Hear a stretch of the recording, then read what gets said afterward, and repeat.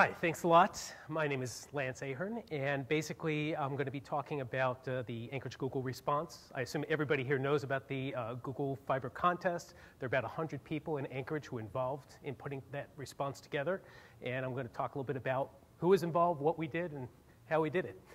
First, I'm going to answer the questions that have already been asked tonight a couple times. When is this going to happen? Google's told us that they're going to announce the winners before the end of this year. And is Google going to be an ISP? Yes. They've told everybody that they will become an ISP and they will offer services to ISPs. So getting into it, what we did was, once the announcement was made, there was a local group from the community that got together to support the municipality. There was a team there that was putting together the project. And what we did to start organizing, we started using some of the Google tools that are out there. And we used Google Groups to basically share files, to have discussions online, set schedules, have meetings, and that worked out very well for us.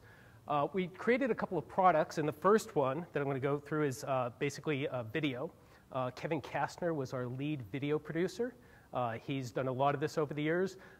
RIM and USKH also developed some nice videos, and there are many online on the Google channel. This is the website. This was put together by Pango Media, and especially Andy at Pango Media. We are very grateful to him. It houses a number of our products. There are links to our GIS data, to the proposal, a number of other products that were delivered as part of the proposal. The GIS was the cornerstone for our focus on how to get this deployed, how Google would deploy this in Anchorage. And so a lot of the GIS data that was put together from the municipality about where every single traffic light and utility pole in Anchorage is all part of that product. That product also supports our main application, which was a broadband wireless network. And basically, if we win, that's going to be the major reason why.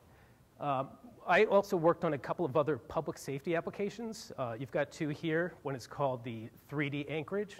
The idea is to be able to stream a real 3D model of Anchorage to any applications that would need it, like a fire simulation that was running.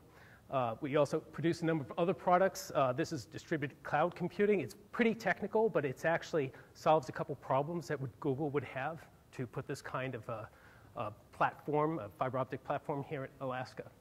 And the Anchorage School District was very involved in putting together a number of products, what we call applications. This is one, the digital equity. There were 4 different goals, problems that it solved, and one has to do with 24/7 access to educational materials for students. I also felt that music education and language immersion were the kinds of programs that would greatly benefit from having gigabit-type capacity in Anchorage. We tried to sell that idea to Google. This here, one of the very first products that we put together was basically a Facebook site, which was the central point for the community to come and basically, contribute ideas and to support the project. We also put together a IT survey, and we've got probably everybody here, we've got all your email addresses, but it's a tool that's going to help us down the road after we win the contest to actually help to build some of these products that we put together. What I've got here is really the jump here is now talking about the future, what's next. And basically the future is here now. It's being led by consumers, it's being led by geeks, it's being led by the fact that every single month there's new smartphones with lots of new features, and they're pumping them out by the millions, and that's really going to drive use of the bandwidth.